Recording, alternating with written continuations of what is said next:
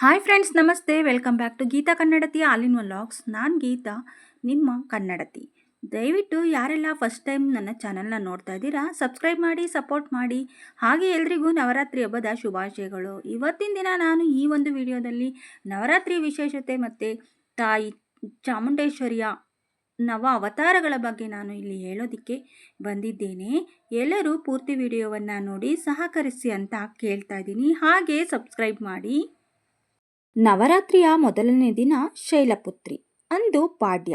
ಶೈಲಪುತ್ರಿ ತಾಯಿ ಚಾಮುಂಡಿಯ ಒಂದು ಅವತಾರ.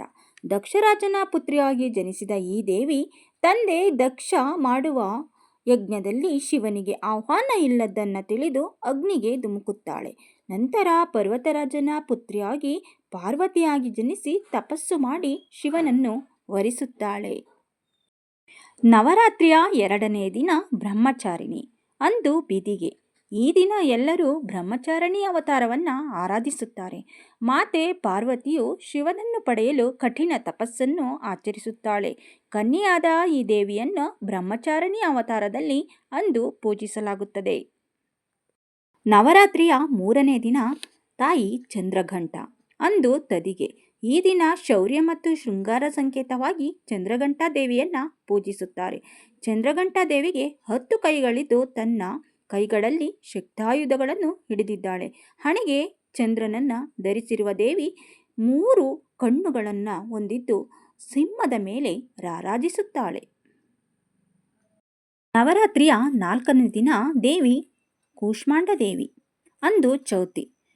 ಆ ದಿನದಂದು ಸೌಂದರ್ಯ ಮತ್ತು ಧೈರ್ಯದ ಸಂಕೇತವಾಗಿ ಕೂಷ್ಮಾಂಡ ದೇವಿಯನ್ನು ಆರಾಧಿಸಲಾಗುತ್ತದೆ. ಕ್ಷುದ್ರ ಶಕ್ತಿಯನ್ನು ನಿಗ್ರಹಿಸುವ ಈ ದೇವಿ ಅಂಧಕಾರದಿಂದ ತುಂಬಿದ್ದ ಸೃಷ್ಟಿಯಲ್ಲಿ ತನ್ನ ಮಂದಹಾಸದಿಂದ ಬ್ರಹ್ಮಾಂಡವನ್ನು ರಚಿಸುತ್ತಾಳೆ.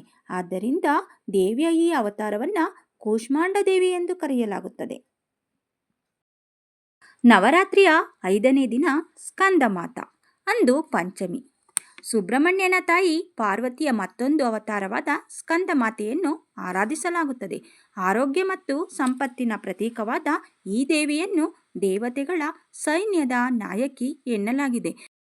ನವರಾತ್ರಿಯ 6ನೇ ದಿನ ತಾಯಿ ಕಾತ್ಯಾಯಿನಿ.